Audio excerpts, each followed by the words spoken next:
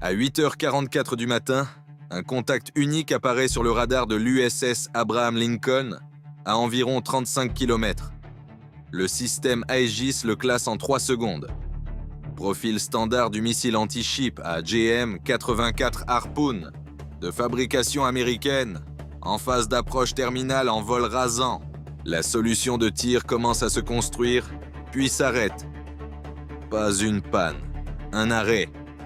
Parce qu'à 8h44 et 3 secondes, le contact émet un code d'authentification IFF et le système Aegis le reçoit.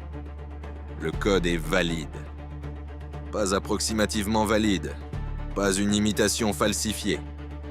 Un code d'authentification allié parfaitement valide, issu d'un missile que la base de données FF du système Aegis lui-même confirme comme une arme amie.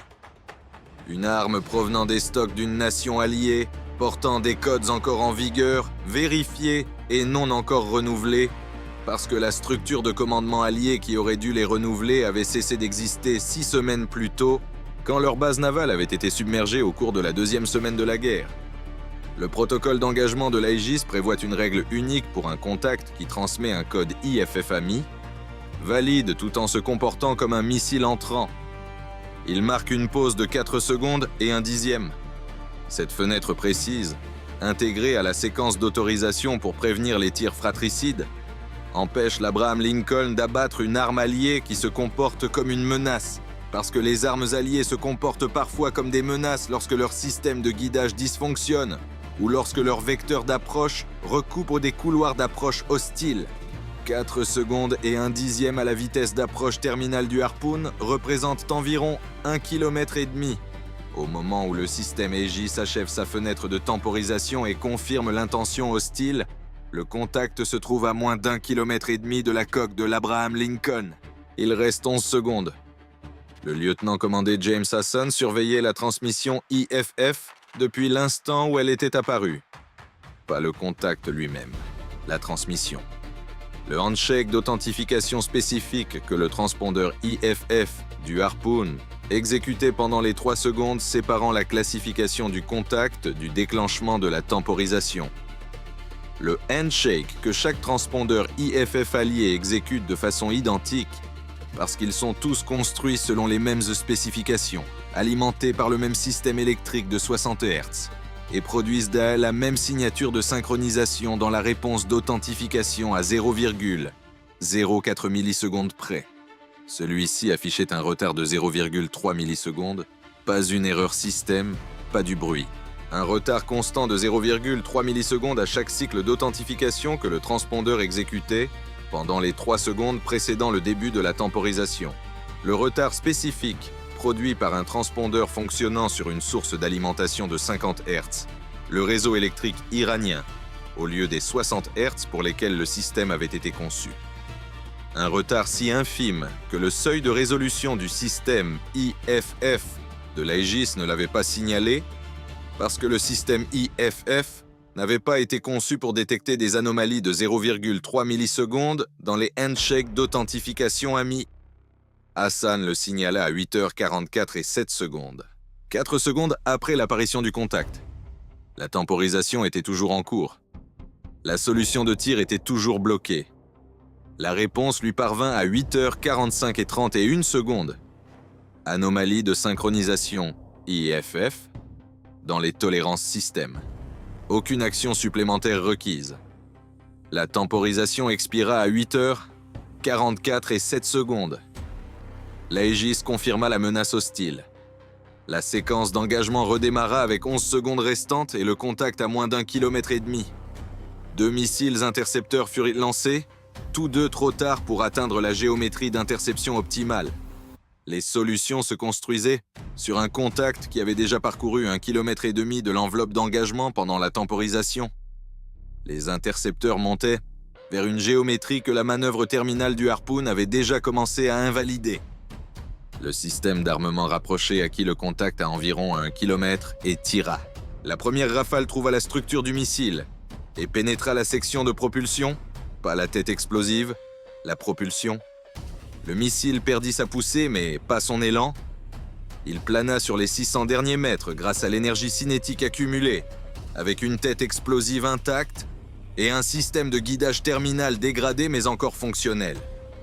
La deuxième rafale du canon trouva le contact en train de planer à environ 500 mètres. Les projectiles atteignirent la section de la tête explosive et déclenchèrent la détonation à environ 500 mètres de la coque de l'Abraham Lincoln. Pas une initiation complète. La géométrie des impacts produisit une initiation hors axe qui libéra une fraction de l'énergie de la tête explosive latéralement plutôt que perpendiculairement. L'onde de souffle atteignit la coque depuis environ 500 mètres à 30 degrés du travers, atténuée par la distance, affaiblie par l'angle, mais suffisante pour renverser 4 membres d'équipage dans le compartiment avant, mettre hors service 2 circuits électriques et provoquer une flexion générale que les moniteurs structurels signalèrent et que les équipes de contrôle des avaries évaluèrent en 3 minutes, confirmant qu'elle était dans les tolérances. 4 blessés, aucune brèche, pas d'incendie. L'Abraham Lincoln restait opérationnel. Le premier Harpoon était neutralisé. Hassan regarda son écran. L'anomalie de 0,3 millisecondes était enregistrée. La réponse de la chaîne de commandement était dans son dossier. Dans les tolérances système, il commença à construire non pas un rapport, mais un filtre, un algorithme de surveillance passive fonctionnant en temps réel sur le flux d'authentification IFF, signalant toute réponse de handshake arrivant avec plus de 0,15 millisecondes d'écart par rapport à la fenêtre de synchronisation standard. La moitié de l'anomalie observée sur le premier missile, pour tenir compte des variations de la sortie des alimentations capturées dans différentes conditions de charge. Il l'avait finalisé à 8h51, 7 minutes après l'impact du premier missile. Le deuxième Harpoon apparut sur le radar à 8h50 et 14 secondes. 6 minutes et 14 secondes après le premier. Le code d'authentification AFF commença à transmettre à 8h50 et 17 secondes. Le filtre de Hassan tournait simultanément. Le retard de 0,3 millisecondes apparut dans la réponse d'authentification. Le filtre le signala en 2 secondes et 1 dixième, pas en 4 secondes et 1 dixième comme le requérait la temporisation standard. 2 secondes et 1 dixième. Le temps nécessaire au filtre pour accumuler suffisamment de cycles d'authentification et confirmer que l'anomalie était cohérente plutôt qu'une variation de cycle unique. La temporisation de l'Aegis était en cours. Le résultat du filtre de Hassan atteignit le système de contrôle de tir à 2 secondes et 1 dixième dans la fenêtre de temporisation. 2 secondes avant que la fenêtre n'expire naturellement. Le système reçut la confirmation hostile 2 secondes plus tôt. 2 secondes de temps d'engagement supplémentaire contre un contact se déplaçant à la vitesse d'approche terminale. 2 secondes. À la vitesse d'approche terminale du Harpoon représente environ 600 mètres. Le système d'armement rapproché s'activa à environ 2 km plutôt qu'à 1,5 km. Une meilleure géométrie. La première rafale tira à environ 1,8 km sur un contact encore en pleine puissance. Non, en vol plané, non dégradé. La manœuvre terminale complète était active et exécutait sa correction de cap programmée à environ 1,5 km au moment où la rafale atteignit la position qu'occupait le missile 0,3 secondes plus tôt. Un raté, 11 mètres à l'extérieur de la position réelle du contact qui s'était déplacé hors de la trajectoire projetée. Le canon enchaîna une deuxième rafale à environ 1 km. Le contact continuait à manœuvrer. La deuxième correction de la manœuvre s'exécuta à environ 900 mètres. La rafale arriva à environ 900 mètres et le schéma de fragmentation atteignit la section de la tête explosive à la limite externe du rayon létal. Initiation partielle, pas complète. La géométrie de fragmentation produisit une initiation de tête explosive, libérant environ 40% de l'énergie totale dans la direction prévue, les 60% restants se dispersant latéralement. La tête explosive partiellement initiée détonna à environ 900 mètres de la coque de l'Abraham Lincoln. La fraction directionnelle de l'onde de souffle parcourut environ 900 mètres d'eau libre et atteignit le côté bâbord sur une section de 30 mètres de coque. Plus que la détonation hors axe du premier missile, moins qu'une tête explosive complète à portée terminale. Ce juste milieu qui produit des dommages réels sans brèche catastrophique. La tôle du cadre 18 développa une fissure de contrainte qui n'était pas encore une brèche. 2 compartiments perdirent leur alimentation électrique en raison des systèmes absorbant la flexion de pression. 6 membres d'équipage supplémentaires furent mis hors de combat par l'onde de souffle combinée et le choc structurel. 10 blessés en tout à l'infirmerie. Aucune brèche. Le navire gîta de 0,2 degrés sous l'effet de la pression asymétrique. Les capteurs de surveillance du système de propulsion signalèrent la fissure du cadre 18 pour une inspection immédiate. Toujours opérationnel. Le deuxième Harpoon était neutralisé. Hassan construisait déjà la couche suivante. La demande de rotation des codes IFF avait été transmise aux éléments de commandement survivants de la nation alliée à 8h47 pendant la pause de 6 minutes après le premier missile. La formation avait identifié le bloc de code spécifique que les Harpoons capturés utilisaient et demandait une rotation d'urgence qui expirerait simultanément tous les codes de ce bloc. Les éléments de commandement survivants avaient reçu la demande. Le processus de rotation nécessitait au minimum 8 minutes.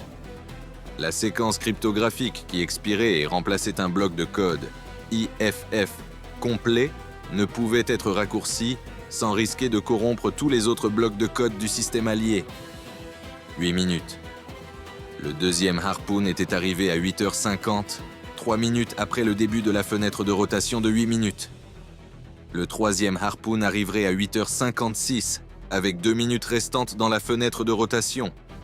2 minutes avant l'expiration des codes, le troisième missile serait en approche avec un code IFF valide, que le filtre de Hassan pourrait identifier en 2 secondes et un dixième, mais sur lequel le système Aegis marquerait encore une pause pendant les 2 secondes restantes de la fenêtre de temporisation avant que le résultat du filtre de Hassan ne la réduise. 2 secondes à la vitesse d'approche terminale représentaient toujours environ 600 mètres, toujours insuffisant face à un Harpoon exécutant sa manœuvre terminale. Hassan disposait de 6 minutes entre le deuxième et le troisième missile, et il les consacra toutes entières à construire quelque chose qu'il n'avait pas eu le temps de construire auparavant. Pas l'anomalie de synchronisation. L'Iran avait déjà montré qu'il pouvait l'éliminer en commutant l'alimentation du troisième missile vers un équivalent 60 Hz. Autre chose, quelque chose que l'unité de conditionnement d'énergie à l'intérieur du transpondeur capturé produisait, indépendamment de sa fréquence de sortie, une signature de bruit RF, spécifique dans la bande 2,4 GHz, générée par les circuits de conditionnement d'énergie de fabrication iranienne qu'aucun transpondeur IFF américain n'avait jamais produite, parce qu'aucun transpondeur IFF américain n'avait jamais utilisé des composants de conditionnement d'énergie iraniens. Le plancher de bruit de la transmission IFF à peine au-dessus du niveau de fond, détectable uniquement si l'on cherchait spécifiquement avec un filtre calibré sur le profil de fréquence exact des unités de conditionnement d'énergie iraniennes. Un profil que Hassan avait dans son système parce que les signatures de conditionnement d'énergie iranienne figuraient dans la bibliothèque de guerre électronique des engagements précédents, et parce qu'une anomalie de synchronisation de 0,3 millisecondes lui avait dit 12 minutes plus tôt que le transpondeur fonctionnait sur du courant iranien, et il avait extrait les entrées pertinentes de la bibliothèque au moment même où la chaîne lui avait dit que l'anomalie était dans les tolérances. Il avait finalisé le filtre de bruit RF à 8h54 et 30 et 1 seconde, 1 minute et 29 secondes avant que le troisième Harpoon n'apparaisse sur le radar. Le troisième Harpoon apparut à 8h56 et 4 secondes. Le code d'authentification IFF commença à transmettre à 8h56 et 7 secondes. Aucune anomalie de synchronisation.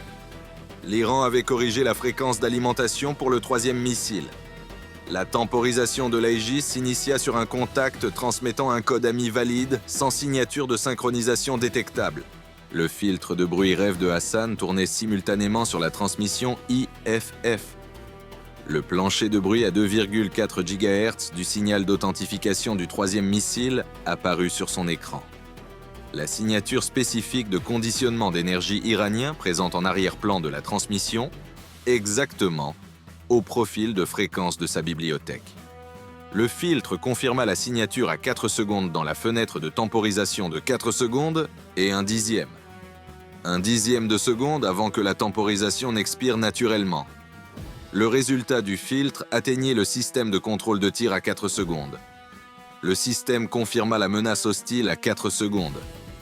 Le système d'armement rapproché s'activa à 4 secondes dans la fenêtre de temporisation. Un dixième de seconde plus tôt qu'il ne se serait activé sans la transmission de Hassan.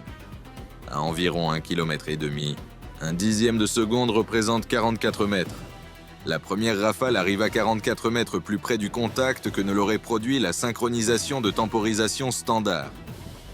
La rafale trouva la structure du Harpoon à environ 1,4 km à l'intérieur du rayon de fragmentation létale de la tête explosive, là où la rafale avec la synchronisation standard aurait été 14 mètres trop courte. Le schéma de fragmentation atteignit la section de la tête explosive, déclenchant la détonation à environ 1,4 km. Initiation partielle encore, la géométrie de fragmentation produisant une libération directionnelle de 40% comme pour le deuxième missile. L'onde de souffle partielle parcourut environ 1,4 km d'eau libre et atteignit la coque bâbord de l'Abraham Lincoln sur la même section de 30 mètres qui avait absorbé l'onde du deuxième missile à 8h50. Les éléments structurels qui avaient absorbé le souffle du deuxième missile à 8h50 absorbèrent une deuxième onde de souffle partiel 6 minutes plus tard, avant de s'être complètement remis du premier. La fissure de contrainte du cadre 18, qui n'était pas encore une brèche à 8h50, devint une brèche à 8h56. La charge structurelle accumulée de 2 ondes de souffle partiel en 6 minutes propagea la fissure à travers le revêtement jusqu'à une ouverture de 0,4 m. L'eau commença à pénétrer dans le compartiment du cadre 18. Les équipes de contrôle des avaries se mirent en mouvement. 10 membres d'équipage supplémentaires furent mis hors de combat par l'onde de souffle et le choc structurel de l'ouverture de la brèche. Total 20 blessés.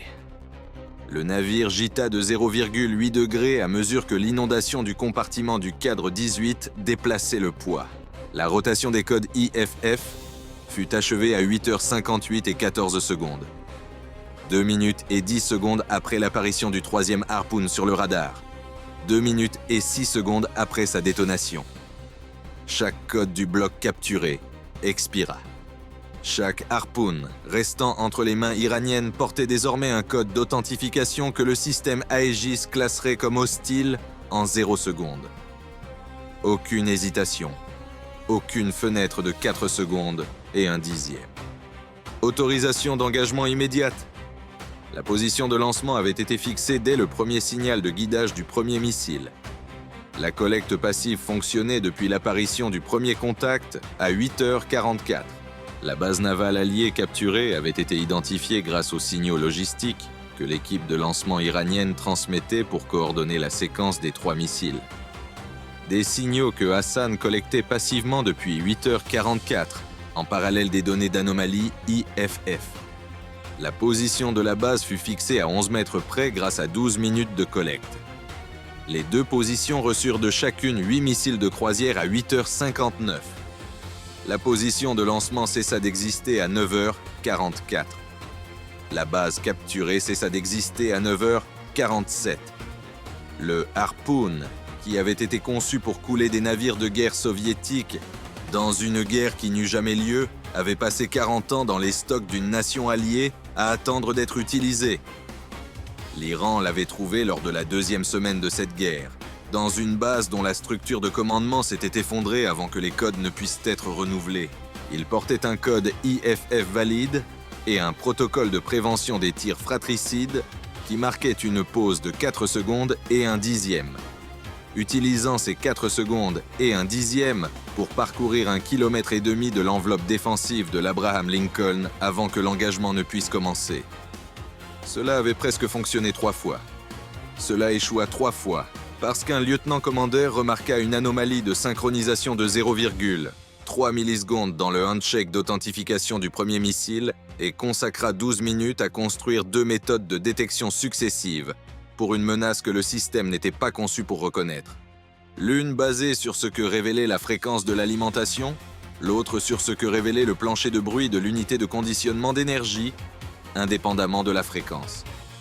20 blessés parmi l'équipage. Une brèche isolée en 11 minutes. L'Abraham Lincoln gitant de 0,8 degrés et se redressant. Le stock capturé avait disparu avant 9h47. Les codes avaient été renouvelés à 8h58. L'Aegis n'hésiterait plus jamais sur ce bloc.